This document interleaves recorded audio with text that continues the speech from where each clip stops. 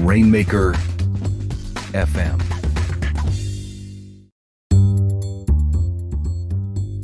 This podcast is brought to you by copyblogger.com. Words that work. Build your online authority with powerfully effective content marketing. Get superior content marketing education so you can build a remarkable online presence. Head over to copyblogger.com to learn more. That's copyblogger.com.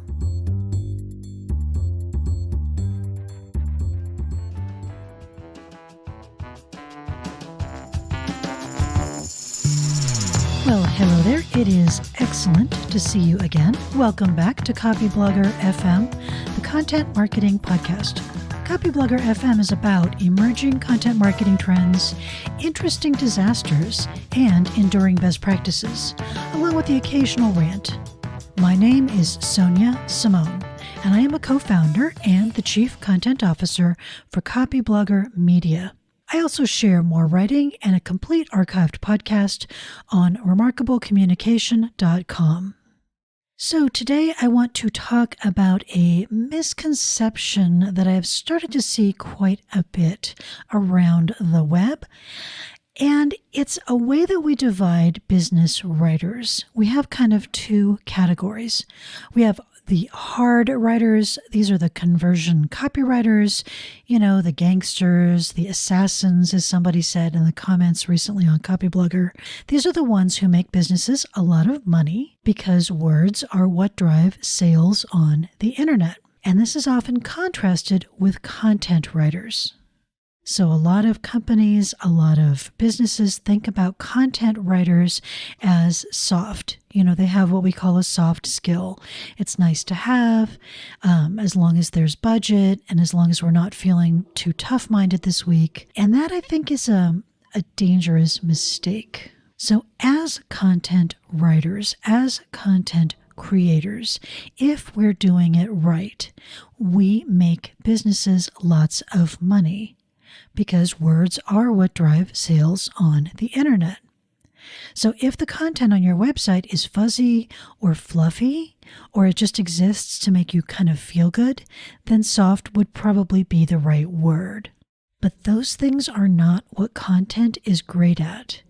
And I don't think any of us should be settling for soft, fluffy content. So over on Copyblogger, we have talked for some years now about a false dichotomy people make with business writing between the killer and the poet. So the really effective business writers, and that applies whether you're writing in-house, whether you are a freelancer who writes for clients, or you're creating content for your own business. The most effective business writers combine both, the killer and the poet. And of course, it's that poet part that's often undervalued. But if we're going to put words together in a pleasing way, we have to know how to do that to create writing that's enjoyable to read. And in the 21st century, it's really hard to find an audience that will engage with content that isn't enjoyable to read, or will engage with a podcast that is not scripted in a way that's enjoyable to listen to. So people might think, well, yeah, for blog posts or podcasts or videos, but this also applies to sales pages, it applies to email sequences, it applies to launch content, it applies to white papers. Any words that you are going to arrange for a business purpose have to be interesting. Because in 2019 and going forward, people who will put up with boring content just don't exist anymore. Now, the other side of the same coin is there has to be enough strategy in that piece of content to justify the cost of writing it. Because all writing is expensive. So if you are paying good writers, you have probably noticed they command very nice fees. Good, strategic, capable writers with a strong writing voice charge a lot of money, as they should, because there's more demand for what they do than there are writers who are really up to the job. And even if you're not paying a writer yet, or if you're writing for your own project, or you're writing in-house, you know that effective writing takes time. It takes considerable time. And time, of course, is that one resource that can never be replenished, right? Once we've spent it, it's gone. That's why we call it content marketing and not content hobbying, because content serves important business goals, or there's really no sense in spending the resources to produce it. So lately, I've been bouncing around a term, conversion content marketer. And that's a content creator who knows how to drive measurable business results with content. And at this point, it would be important to tip my hat to our friends over at Copy Hackers, which is a fantastic site for conversion copywriters. They popularized that term, conversion copywriter, just to mean writers who are really focused on measurable business results. So not all conversion copywriters write content. A lot of them only write what they call bottom of the funnel things like sales pages or, sales sequences. But in my definition, all conversion content marketers are also conversion copywriters. So hopefully that makes sense. So today I thought I would talk about 3 key performance indicators, KPIs, if you are familiar with a little bit of business speak, that smart content creators can drive with the right content, with strategically created content. And the first is that content attracts prospect attention. So any good copywriter knows that the first letter of most copywriting formulas is A, and it stands for attention. Because until you can get the attention of a person who would be a good candidate for your product or your service, you can't do anything else. You can't deliver a message until you have attention.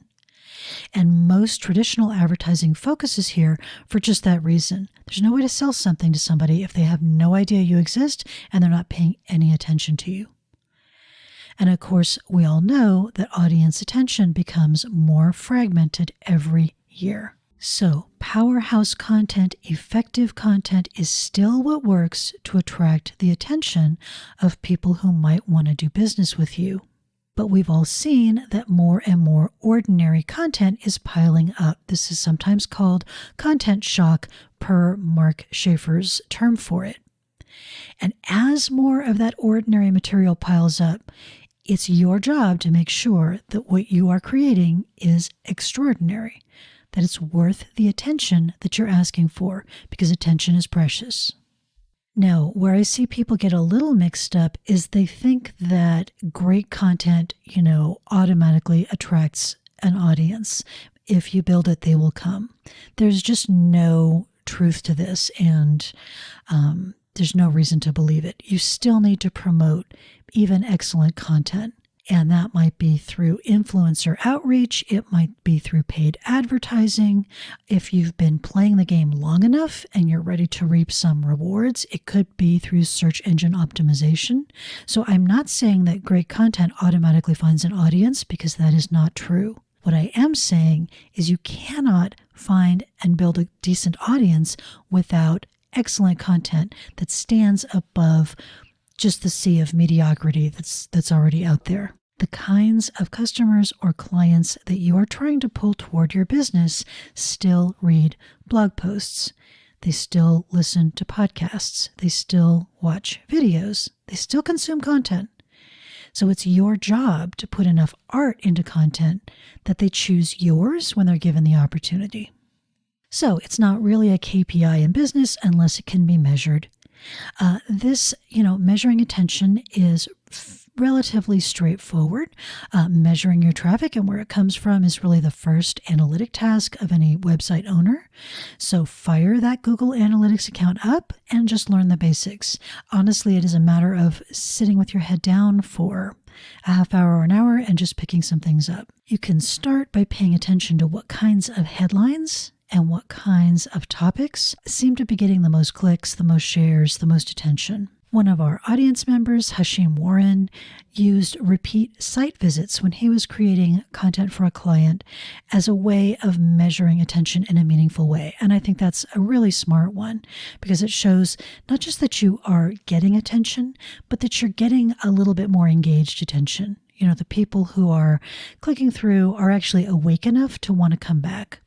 Excellent metric. So that leads to the next business result that content is really excellent at.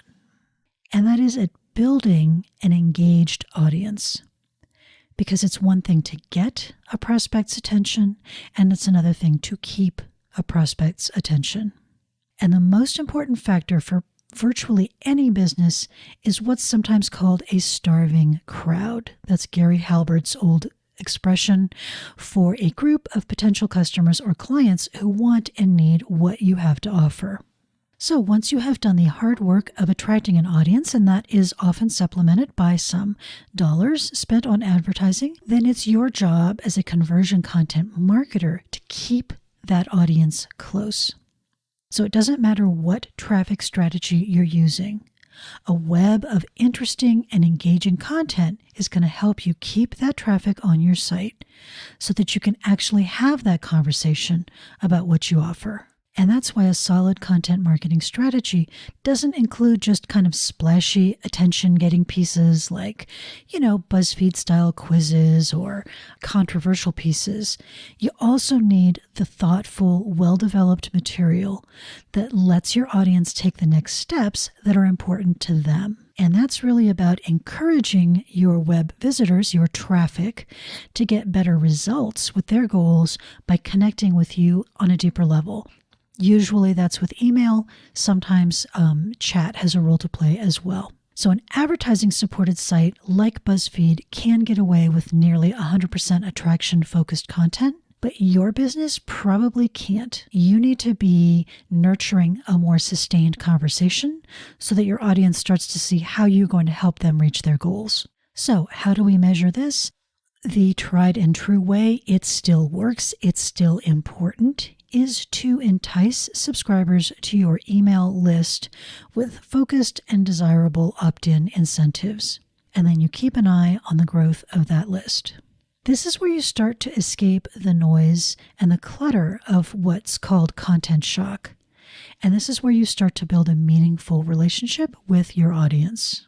And the third KPI that I'm going to talk about today is that content matures leads. So you may have seen this myth that, today's web savvy human beings have shorter attention spans than goldfish. If you point your browser to copyblogger.fm, I have a link for you that is, of course, a myth, which, you realize you have more than 8 seconds of attention span for lots of things. However, it does point to something I think we all can see, which is that it's gotten really challenging to sustain audience attention because there are just so many distractions in the climate that we live in today. And every year, it feels like we've reached peak distractibility, and then every year it gets worse. It's kind of amazing. So here's why that's not as dire as it sometimes feels like it is. When people have a problem they're trying to solve with your business solution, they will meet you halfway. They will give you a greater share of their attention if you can help them solve that problem efficiently and on a timeline that respects their needs. So in the more sales-oriented world, this is called lead maturation. It's a real sales function. It is a hard skill. And not everybody who stumbles across your business is ready to become a customer or a client today. Nothing works better than content to keep that prospect, that lead, parked and happy and engaged until the circumstances make sense for them to move forward.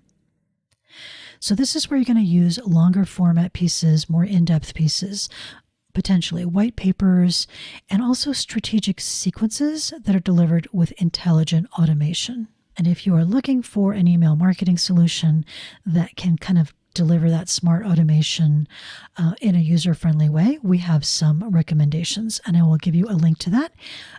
Again, just point your browser to copyblogger.fm. So how do we measure lead maturation? This is where we first track your downloads for the high-value pieces, the white papers, content upgrades. And again, a good email marketing solution is going to let you create sequences and then measure their effectiveness and your conversion effectiveness as that individual moves toward a purchase. So I'm going to wrap up by talking about a way that content can also build really what might be the cornerstone of traditional copywriting. And that's desire, fanning the flame of a desire that your product or service intends to fulfill. So when we think about great copywriting, this is the kind of thing we think about. So, we think of that infomercial that makes you order that expensive new exercise machine at 2 a.m.